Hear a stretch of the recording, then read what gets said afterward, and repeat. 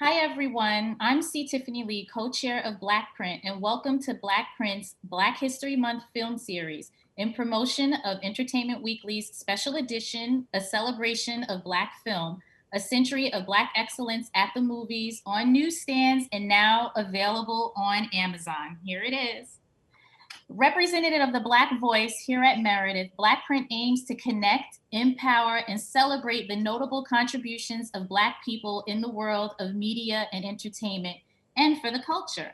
Today, we are excited to speak to actors Kingsley Ben-Adir and Tony and Grammy Award winner for his role as Alan Burr in Hamilton, Leslie Odom Jr., to discuss their latest roles in the film One Night in Miami, now streaming on Amazon, and also to chat about their thoughts on the future of Black cinema.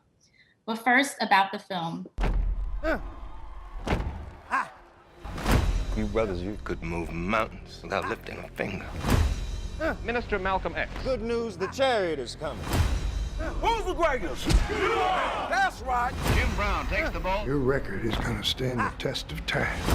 All together, yeah. One Night in Miami is a fictitious account of one night where icons Cassius Clay, also known as Muhammad Ali, Malcolm X, and Sam Cooke, and Jim Brown gathered discussing their roles in the civil rights movement and cultural upheaval of the 60s. Directed by our beloved queen, Miss Regina King, and based on the stage play, also entitled One Night in Miami, written by Kemp Powers. So welcome, guys, and thank you for doing this. So I don't want to give away too much of the film. What I really want, I want folks to experience what I believe to be a wonderful piece of cinematic art. I do want to explore the journeys that you had throughout the process of making a film like this. So the first thing that I wanted to ask, and just to talk about a little bit, is that I love the interplay amongst the characters. And I just want to say special shout out, because this was definitely an ensemble, to Eli Gorey, who plays Cassius Clay, and Aldis Hodge, who plays Jim Brown. The writing really gives a level of depth and understanding to the struggles and complexities that they were experiencing at the time. I felt myself seeing parallels to current events that was happening. I wanted to ask you, like, what in particular could you identify or relate to currently with your character in that respect? Leslie? Sam in that room is fighting for the dignity of his lived experience, is fighting for the dignity and the respect of his run. You know, Malcolm is asking challenging questions, questions that need to be asked. You know, I think one of the real victories of the film is that these guys are able to be so hard on one another. And I think you still also believe the love, you believe the brotherhood. We knew that too. We knew that if it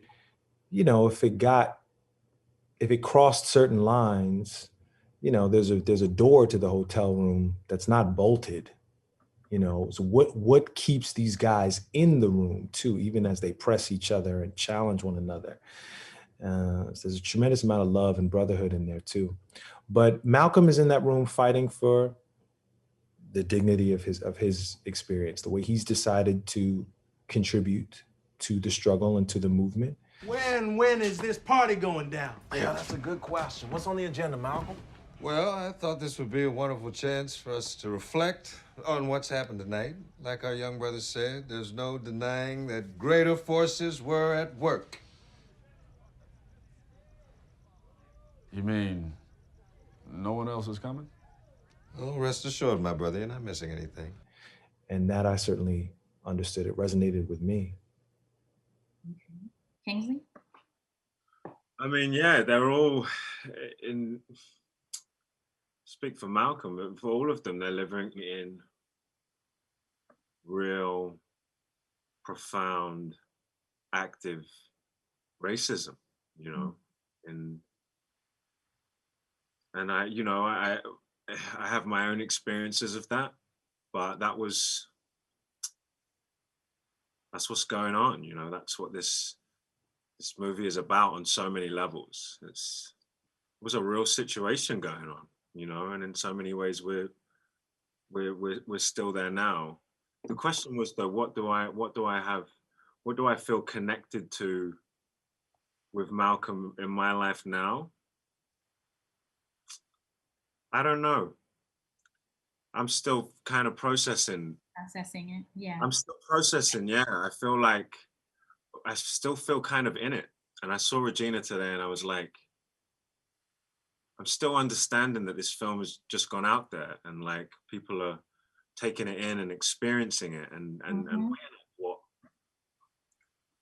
what my experience was spending so much time with this man, you know, and like and what that's done for me and how I've changed as a result of it. So it's a really good question. I don't know fully the It's something, you know, they gives thought to it. It's fine.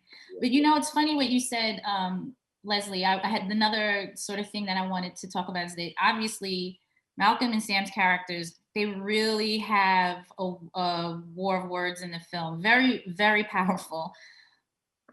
I wanted to ask you, can you talk about how you tapped into your own relationships with Black men to help fuel this tension that you talk about and the love, you know, for that on-screen dynamic that you guys had to share? Yeah, it's you know, to talk more about those that there are boundaries. You know, I remember Regina was such an exceptional director for many reasons. I mean, she brought her same nose for truth, her sensitivity to her work behind the camera that we've grown accustomed to seeing from her in front of the camera. And I think one of the things that made her so exceptional is that she kind of played all of these roles alongside us. You know, we kind of shared Sam. I don't know if Kingsley's experience. Do you think? Did you feel that too, King? That she kind of was? I feel like we created that Malcolm together. Yeah. I agree. So, you know, whenever she was giving me a thought about Sam, a note for how to proceed forward, it was kind of it was from the view outside as the director because she was watching it, but I also was aware that it was also kind of from inside too. She was walking through it with me, but that doesn't mean that we agreed every step of the way. So without telling you what it was, there was one thing that she came and offered me. This didn't happen a lot, but there was one thing she came one time and offered me. It was like a way that I could kind of needle at Malcolm. And I knew that I couldn't do that. I knew that there was something, I don't know, that would cross a boundary. That would make it something else. And that's what I brought as my lived experience of being a part of fraternity and brotherhood. You know, I know that there are certain lines that you don't cross because you can't come back once you cross them. And so it was a delicate thing. We definitely needed to push each other around and jostle one another and get each other off balance. But it was always because of what Malcolm, I think, puts so beautifully at the end is, you know, I believe in you, brothers. You know, I think that's what's keeping us in the room. Cassius has gathered us there. We're all there because of Cassius. Malcolm has set the agenda, whether we know it or not, for the evening, but we're all there because we believe in each other. And the love, right? You all are a bright and shining future. You need to understand what is at stake here. Everything's not so black and white like you make it out to be. But we are fighting for our lives. Did you want to add anything to that, Kingsley? Yeah, I mean, no, I think Leslie summed it up pretty well. I feel like, I guess I hand over to Regina really because I feel like we didn't know each other going into this, and we had very little time to, you know, prepare. I mean, barely a rehearsal, if you could call it that. It was a table read, and then we lightly blocked the evening before, and we got on with it. And I think that she handpicked us, and we chemistry tested, Leslie and I. And I don't want to underestimate how much Regina knew what she was doing. She spent hours talking to all of us individually, and knew and made sure that, I guess, I speak for myself, Regina made sure that, you know, I understood that Malcolm in this story needed to be there was a very particular, take that she wanted to look into, the father and the husband and the vulnerable side, a completely different side. So I feel like the chemistry and rather the brotherhood or the friendship that you hopefully feel when you watch was so much to do with Regina's just sensitivity around emotional performance and her deep empathy as an actor, and she knows, she really guided us, and so that chemistry I feel was so much. She had so much to do with that. The way she handled us and the way she directed us, she sort of set us free, to play together in that way. Right. So I think I have to her. That's great. I was just going to say that it kind of leads me to wanting to know that, honestly, I didn't know that this film was based off of a stage play. And as I started getting into it, I was feeling like this feels like Broadway or so. What's going on here? And I felt stuck in the room as well. And I was with you, and I was laser focused on conversations that was happening.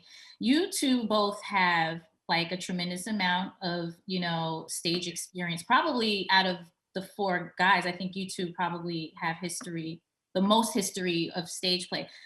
Bringing stage to film, was anything that you did as far as your training kind of, help you with that? Yeah, I think so. How so? I think, excuse the name drop here, but I spent a lot of time in an audition room with Ang Lee, and he, like Regina, asked for 15, 20 pages, big scenes off book to play. And I asked him about, the difference between working with actors who don't have experience, who are new, versus like actors who do. And he says, you can get brilliant performances, but you can only give them a few lines at a time, and you have to shoot away.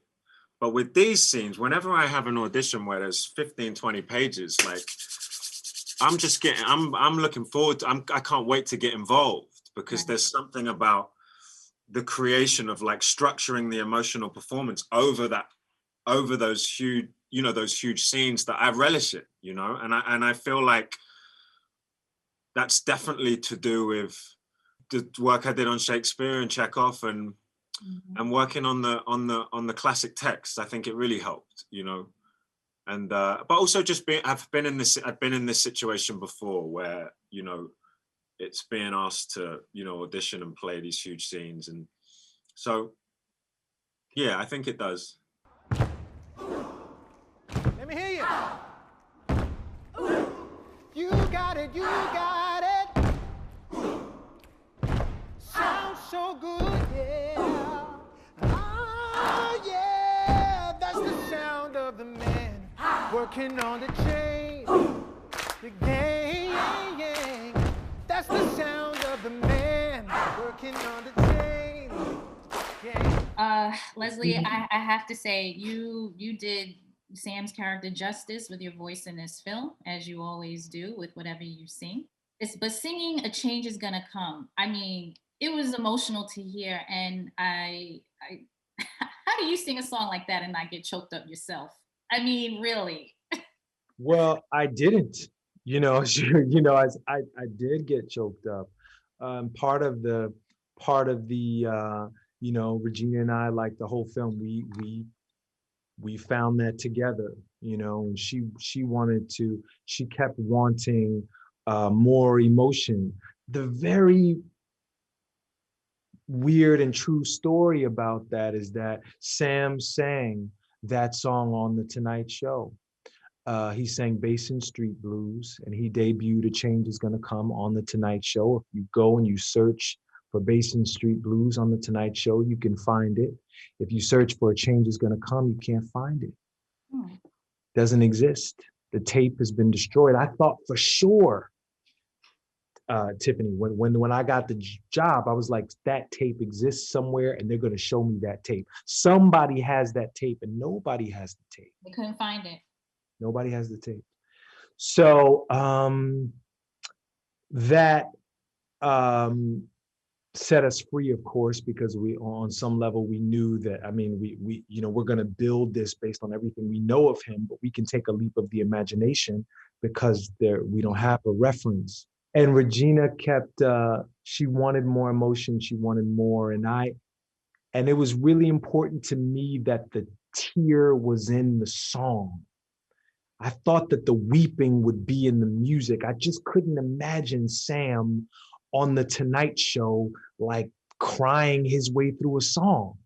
I thought his, you know, the way a great songwriter and the way a brilliant professional, the way Sam Cooke would craft something like that, is that it's his whole life is in that recording. His whole life is in those stanzas. And so I already cried the tear out. The tear was when I got in front of the microphone and I sang this thing. But we compromised in sort of, you know, building the emotion to as far as I was comfortable in really protecting my guy, protecting Sam. I thought the emotion that is shown is the amount that I was comfortable showing. But yeah, that was a very important day. I was very nervous about that day. As you can imagine, you get to that point in a script, and then Sam sings "The Change Is Going to Come" on Tonight Show, and actors are very strange people. You read something like that, and you're like, "Ooh, I can't wait to do that." And right behind that, you're like, "But no time soon, though. I don't want to shoot that. Put that off for as long," because you are terrified of it and also very excited by it. Wow. Okay, so I know that you guys you're all over the place. You've been doing a lot of these interviews on the film. Quickly tell us something you wished that you were asked about the making of the film, or an experience that you want to share. Ooh, I feel And like if not, it's all good. But you know, sometimes I'll say something. I mean, it's a little controversial, but you know, coming from the theater, you know, I'm a live performance junkie, and doors in film weren't really open to me before Hamilton. You know, when people would ask me what I wanted to work on after Hamilton, I would say, well, I want to work on all the things that no one would let me work on before Hamilton. And film is certainly one of those things.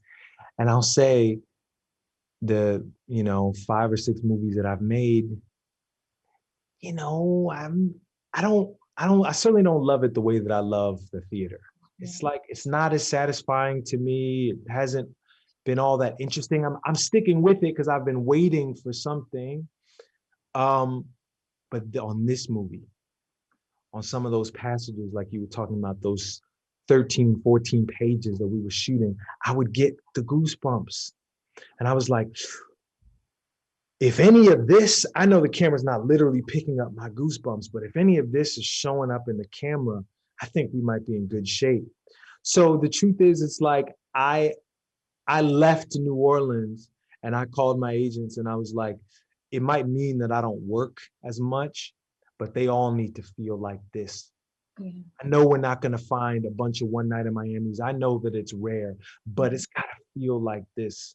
So my little things, like I haven't really, I'm sorry, I haven't really enjoyed making movies that much before this one. This movie has shown me a pathway to, I can enjoy it. There's just a certain, like, there's a certain level, there's a certain way that I have to be used. I have to have scene partners like Kingsley Ben-Adir who are pressing me, and I have to have words like Kemp Powers.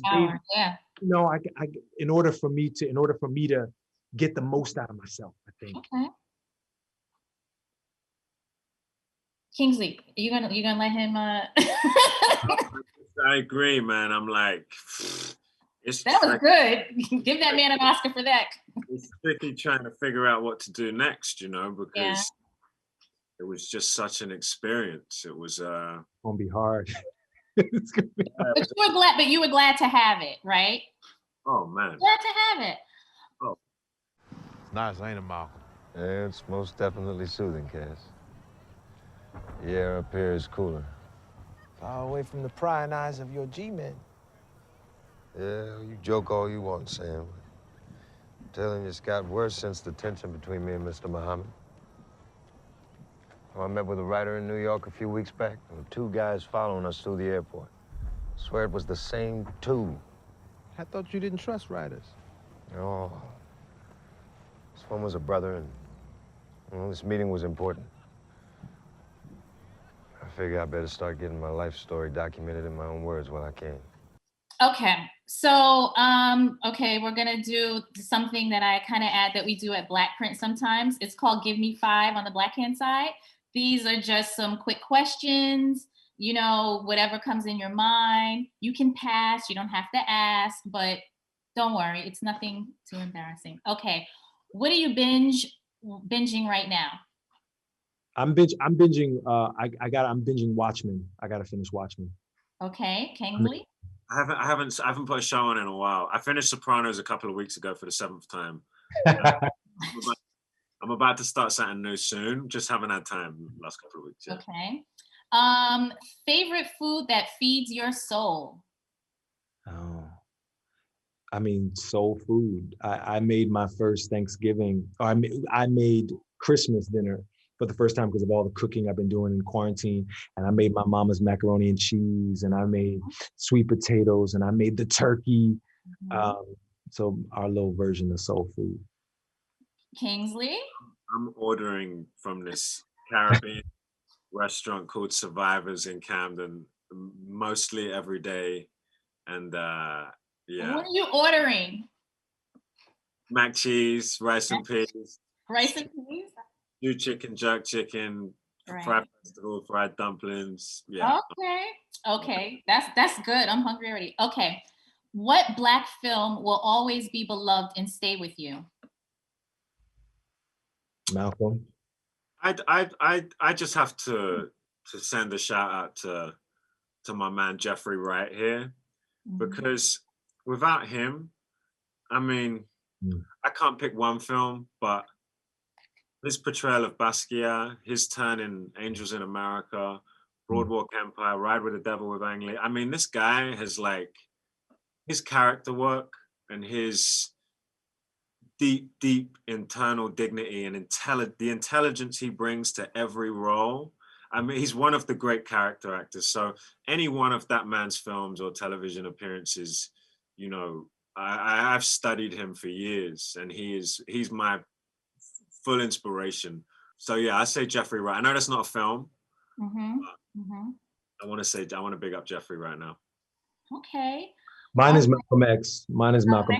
You know, which is why all of us were so floored by Kingsley and Eli too, of course, Eli Goree, because all of us, of course, we had the large mantles of the men we were playing, but they had the additional thing of towering figures of Denzel and Will, they're towering figures themselves, you know, who've played these men. So, but Malcolm X, I think, is a staggering work of brilliance from Spike and Denzel. So that's the one for me, Malcolm X.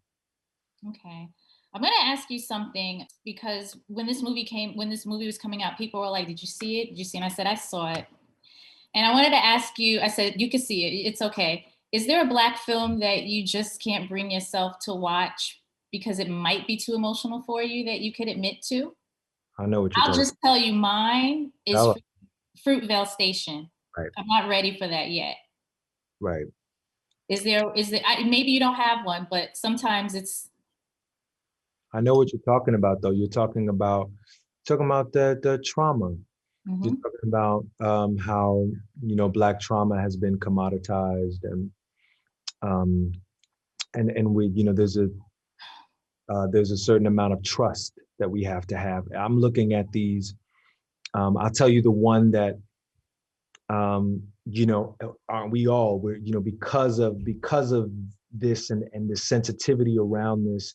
You know, I know a lot of us are looking at Barry Jenkins is doing a really wonderful job of trickling out these first images of Underground, you know, a story about the Underground Railroad, and really letting us know that we're going to be in safe hands. But that's, you know, even that, I'm like, I just want to make sure that we're not, just re-traumatizing ourselves for clicks or something, or for bull. Okay, I have to wrap up. I have a couple of audience questions I have to get in here because people want to know. I guess there's a couple that maybe I have time for just one last question. If you could ask Malcolm X or Sam Cooke one question today, what would it be? Why did you not jump on a plane to Nigeria or Ghana or one of those African countries who had their arms open waiting for you? Why did you stay in Queens when you knew, or if you knew that, your time was up? I'd spent a lot of time. Yeah. Okay, Leslie. If I could ask him, Jesus.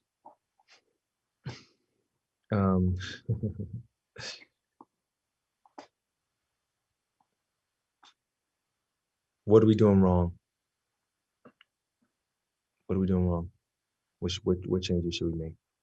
But I think that we can ask them those questions, and we can get those answers. The answers, my friend, are blowing in the wind. They're out there. Wow, that was beautiful.